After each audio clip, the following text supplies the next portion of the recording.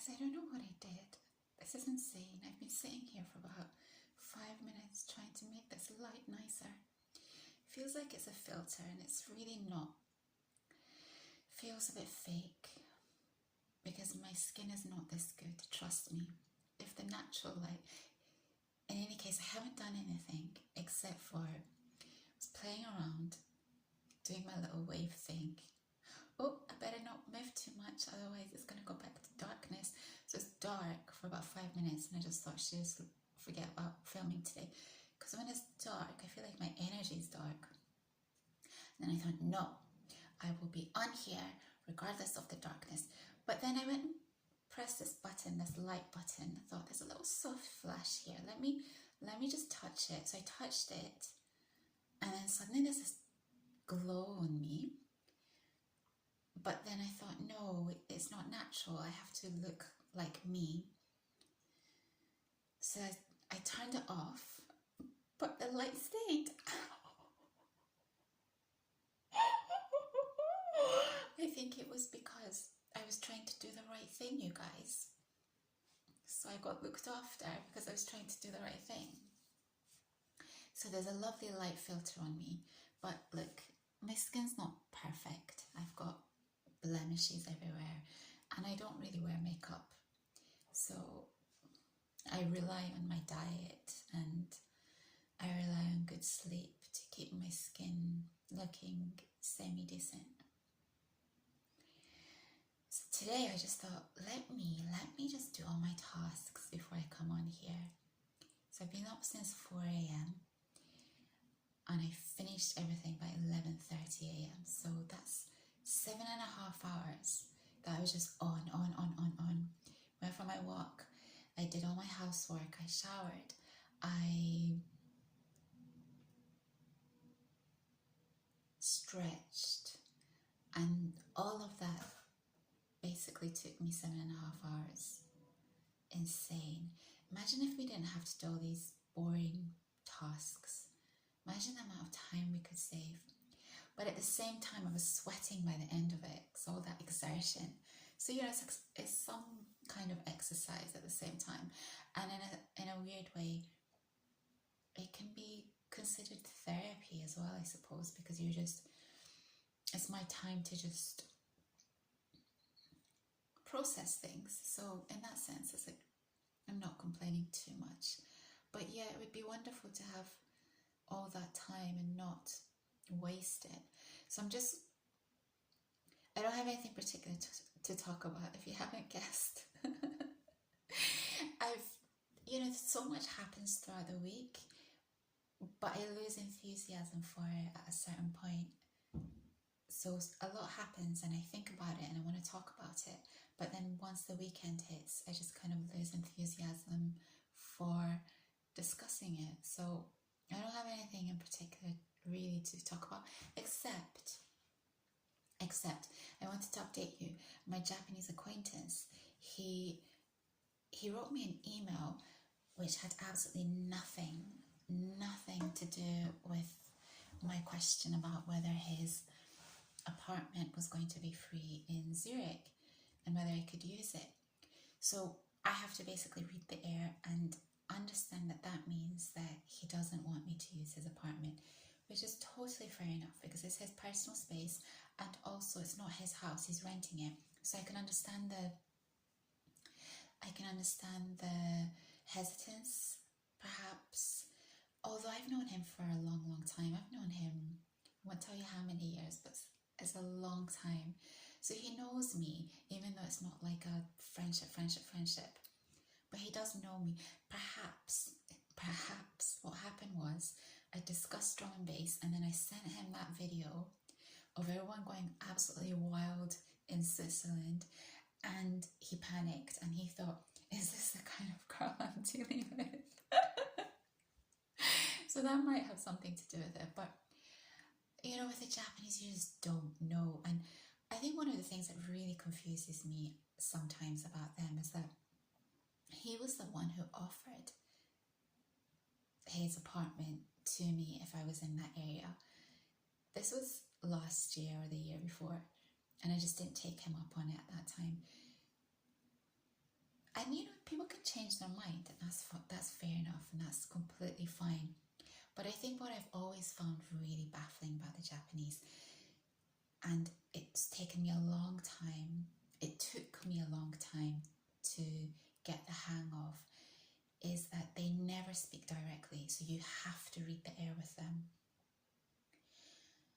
And I'm a very, very direct person, in that even though I'm very good at reading the air and I'm very good at reading body language, I like things.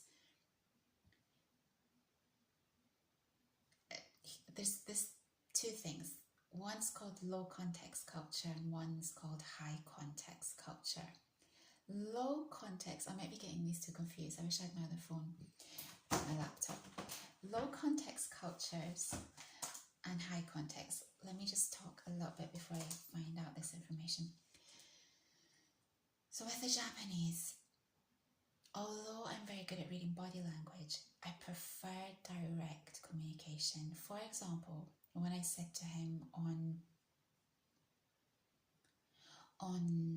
well, the week before, can't remember when I asked him about his apartment, I would just prefer him to say it's free, but I'm not letting anyone stay there. And I would have totally accepted that, because if I was renting someplace, I would be cautious about who I would allow to stay in the apartment as well, even if I know them really well. But he didn't do that. He just didn't even come back to me on that point at all. And the email that he wrote to me a few days ago had absolutely nothing to do with that. Because I'm very good at not taking things personally, it's not a big deal. And in a sense, actually, it might be better for me to find my own Airbnb if I do decide to go, because I don't particularly like to be indebted to people, even though I would have offered and I suggested it, that I would pay for my time there, my stay at his place. But there's still a certain level of debt which I don't really like to have with people. So it's not a big deal. It just means that I would have to invest more time in finding the right Airbnb, and I'm really fussy about things like that. Like, I like to stay in nice places. So because I don't take things personally, it's no drama.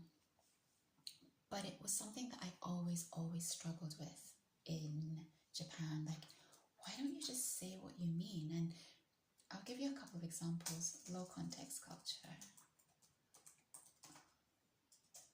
Low context culture. I always get confused. I think low context means you're not giving much information, therefore then it's probably Japanese culture. And high context is you're giving a lot of information, therefore it's British culture or American culture. Oh, and I've got it wrong. Low context cultures are individualistic. This means that individual achievements are valued higher than group accomplishments. Members of low context cultures, why did I get this wrong? Low context.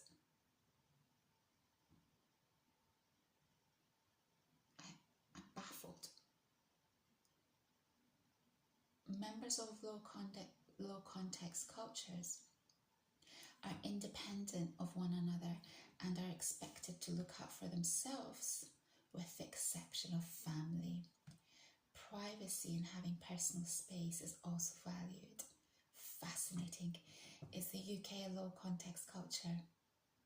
People in low context cultures communicate more explicitly, focusing on the words expressed instead of the context in which they are spoken. Both the US and the UK are low context cultures. Therefore, then that means Japanese culture is high context. Why have I got that confused, you guys? High context to me means that you're giving a lot of context, and that means you're giving a lot of information. Why did I get this wrong? I wonder what Persian culture is. I'm guessing Persian culture is because so much communication, but actually I bet you Persian culture is also high context, like the Japanese, because Persians, they go about things, oh my gosh, just say what you mean. I'm Persian. I can complain about my own culture, okay? In the the same way that I can complain about British culture if I choose to. Persians do this a lot. They speak in a roundabout way, and it drives me insane. Just tell me what you mean. But at the same time, it's a culture of passion, and it's a romance culture, it's a romance language.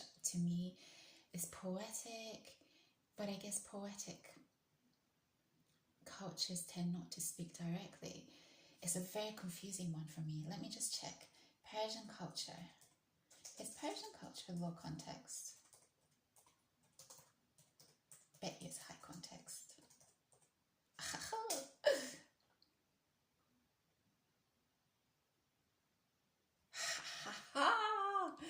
In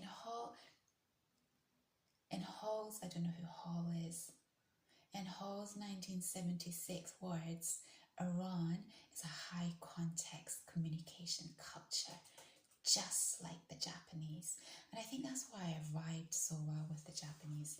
It made sense to me, the culture, even though I found so many aspects of it baffling.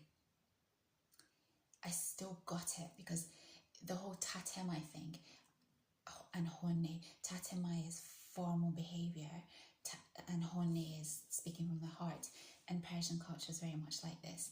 There's a lot of tatemai, like niceties. And I think that the British and Americans are not like that, even though the British can be very, like the Germans, they don't exactly say what they mean either. So in that sense, I've always found the Americans very easy to deal with, because it's all just like, yeah, let's go, man, everything's so cool and positive, yeah. Whereas the British are just like, I don't know who you are, and therefore then I'm not going to give you too much of my inner heart. But then I love the Germans, but I find the Germans quite passionate in comparison to the British. It's confusing. Culture is fascinating to me. It's so interesting. So for example, with the Japanese, instead of saying to you, less than 10% of storage, if I get cut off. So for example, if you ask something of a Japanese person and they don't want to do it, and they don't want to directly say to you that they don't want to do it, what they'll say is maybe, tabum, tabum. But tabum, everyone in Japan knows that tabum, maybe, means no. So therefore then, what's the point in using the word tabum? Just say no, because we all know that tabum means no anyway. And I think this kind of thing, I always found a struggle. But once I started to understand how it worked, I literally didn't take anything that Japanese people said to me seriously. And I think it's this lack of depth in the culture, sorry to say, even though Japan has a lot of depth and culturally it's a beautiful culture. At the same time, it's a very surface layer interaction with people, unless you're in a relationship with them, unless it's family, unless it's close relationships and friendships, long-term friendships. Otherwise, every interaction you will have with a Japanese person will always be surface layer. And I just don't vibe like that. If I'm going to communicate with you, we're going deep, my friends. We're going deep. I don't have time for surface layer interactions. It's just a waste of my time. So once I understood that about Japan, things got a little bit easier. But at the same time, I realized that I would never be able to form really deep relationships with people unless I was in a relationship with them. And I find that with all my acquaintances that are Japanese, except for one Japanese guy that I've mentioned, who I consider a friend. He is my friend because we have, my gosh, this man has so much soul. He's so unique within the whole Japanese context because he's just got so much heart, and he speaks, even though he's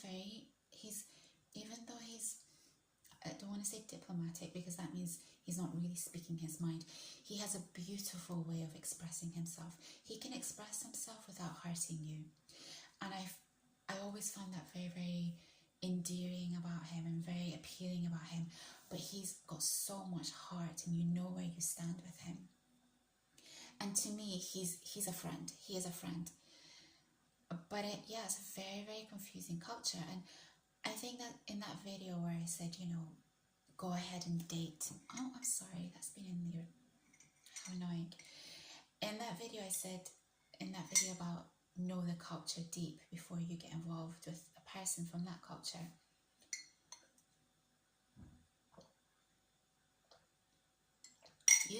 You could potentially date a Japanese person and not really know them at all, because you will never be in their head, ever. We can say that about every culture. Any person that you deal with, even within your family, you keep certain things even from your family. You're never really going to be in someone's head. But I always found it extreme within Japanese culture. And so if you're going to date someone from a culture like Japan, you have to be careful that you'll never really know them. Like never. Never ever. Never ever. Never ever. So that's my story about Zurich, and my acquaintance. But it's cool. It just means that, it'll take me a little bit more time to do the whole Airbnb thing. Researching, finding the right place. So that's 16 minutes. I think it's a good time to go. I wanted to also talk about, I'll say this just in case I don't make the next video. So I've gone back to watching Manosphere because I just find him so funny. I think he's so hilarious, and I like how he pulls people up. He's direct. I think his heart's in the right place, if I'm being honest. I think someone that direct, A, he's a strong person, and B, he's a truthful person. There's no mincing his words, and I tend to trust people like that. Yes, he makes huge assumptions about women. I mean, some of the assumptions he makes, you're just thinking, how did you even get to that place? How did you? But then these type of women that he has probably dealt with in the past, I don't know how these women think. They're just not, oh, I'm better than you. I'm starting to think that they're just different groups of people, different groups of women, different groups of men. And I see this in some of the comments that I receive as well. Some of the and you don't see it because they're on past like that. Oh, should I talk about it? I don't even know if I can be bothered. Maybe I might talk about it, but there's a huge difference in the types of comments I receive, and I'm baffled by some of the comments I receive. And I think that must be what it must be like for these men who have gone down this whole manosphere world. I genuinely think they've just been around the wrong kind of woman. And because they've never been around the right kind of woman, their whole world is distorted. They don't really understand, or they've never had good experiences. So I have been watching his videos again because I just think he's so funny. Don't be so stupid. I think it's a combination of his accent. I'm fascinated by how incredible his English level is. It's really, really impressive to me. And I just like how direct he is, and he's very logical. He really is. And I think, I like logical people. He's quite, some of the things he says is grim, like the way he talks about ghosting women, and he seems quite proud of that. I find that really unattractive, I've got to admit, because, well, if that's how you behave, then what do you expect? People are going to behave like that with you too. You attract exactly who you are. So if you're someone who's going around ghosting people, well, don't be surprised that you're going to attract those type of women as well. So in some ways, I think he hasn't been around great women, and that's informed transformed his whole channel. But I do enjoy listening to him because of his sense of humor and his incredulousness when he's listening to these women. And the way he just looks so stressed listening to these women is hilarious. It really is. Yeah, he's easy to watch. He's very, very easy to watch. In terms of psych hacks, Mr. or Dr. Orion Taraban, he's an intelligent man, but I think you have to be very, very cautious with him. Some of the advice he's giving is I would say downright dangerous, actually. It really is. And there was someone in the comment on one of his videos. Yes, I watch him. I just didn't want you to know that I endorse him. That's why I said in a previous video, be careful when you're watching him. But someone in one of his videos had also said, Doctor, you're a dangerous person. I don't want to go as far as to say that, but I think some of his thinking is dangerous. Like, you have to be very, very sharp to analyze what he's saying, dissect it, and disregard all the bad stuff. And I'll give you this one example. It's so grim that I don't really like talking about this stuff. It's not beautiful to me. But he was basically discussing the merits of paying for amorous relations with women. And his disclaimer at the beginning was that this is something that he's never done. We could take him at face value and accept that he's telling the truth, or we could consider the possibility that he has to say that because it wouldn't really be a professional comment to make considering the profession that he's in. Either way, let's accept that he's telling the truth, that he's never engaged in that kind of behavior. So someone watching that who has some kind of level of intellect would look at that and think, oh, he doesn't engage in that behavior. He either thinks it's wrong, he's either lying, or he thinks it's wrong, or there's something about that type of interaction that he considers not suitable for his life, and yet he's showing the merits of engaging in that behavior. And then in the comments you've got all these men who are like, oh, this is what I'm going to do from now on, this is right on, blah blah blah. And that's why it's scary, because a sensible person or someone of a higher level of intelligence would be able to listen to that disclaimer and disregard basically everything he's saying after that.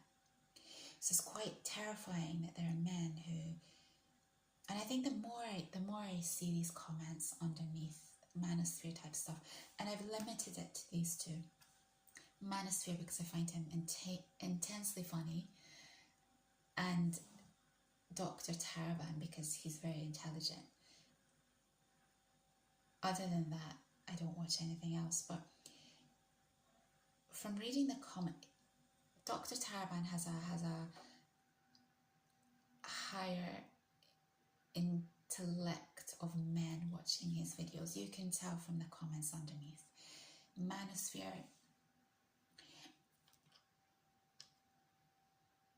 what was I saying? Yeah, I think you can tell a lot by the type of people on someone's channel from the comments that they make and how they speak. And if you compare it to a lot of these female channels,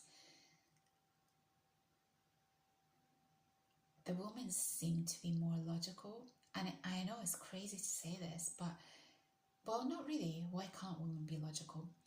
But there's a difference. There's a difference in the way that these women write, their skill level and the way they write, the way they think. And there's something slightly feminine to me about the way these men comment underneath for example, Manosphere's channel, is a little bit reactionary, which makes me think that I don't know that men are more logical than women. Like I say, they're just groups of people. There are illogical men, there are illogical women. There are logical men, there are logical women. And yeah, the more I listen to this stuff, the more I can see the women are, ooh, controversial statement. Do I make it or not?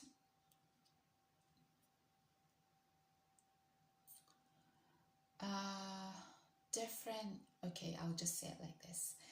Different content creators attract different levels of intellect. Let's put it that way. Okay, so choose your content creator carefully and listen to what they're saying. Really listen to what they're saying, because if they don't do the thing that they're promoting, why on earth would you go and do it? Capiche? Is that the right word? Capiche? I haven't used that word in a long time. Comprende? Mi fahmin? Wakarimashita? How do you say it in French? I should know this. We cannot leave without knowing how to say this in French. How are y'all? I've perked up a little bit. I think it's because of that green tea. I'm so amazed by this light thing, guys. Imagine if I'd known this ages ago, that I could just maybe go onto this light thingy, touch it, and then turn it off, and then it will stay. Oh. English to French. French is one of my favourite languages, if you haven't gathered. Just love the sound of it. I love how it sounds. How are y'all? Is everyone, oh gosh, it's 27 minutes. Do you understand? Did you think I was not going to come on today?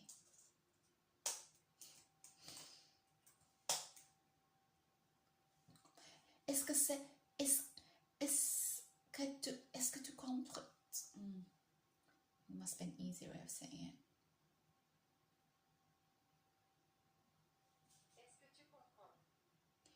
Est-ce que tu comprends?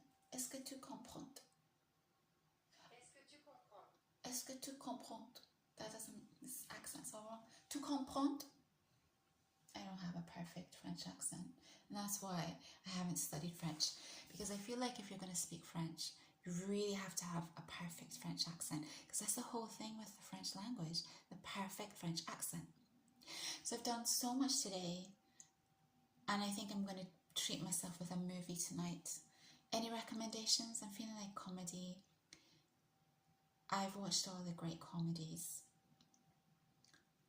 What have I watched? I love the Las Vegas film with Bradley Cooper that I can never remember the name of. Wedding Crashers, of course. 40-Year-Old Virgin. Knocked Up. Is it, yeah. Is there any that I've missed that I should be watching? Because I'm just feeling like good comedy. Okay, I should go now that I'm here. I feel like kind of settled. Is there anything you'd like me to talk about? Because I might not have any topics for tomorrow, you guys. I might just not. I might do. Yeah. I'm going to go and have my lunch. Peace.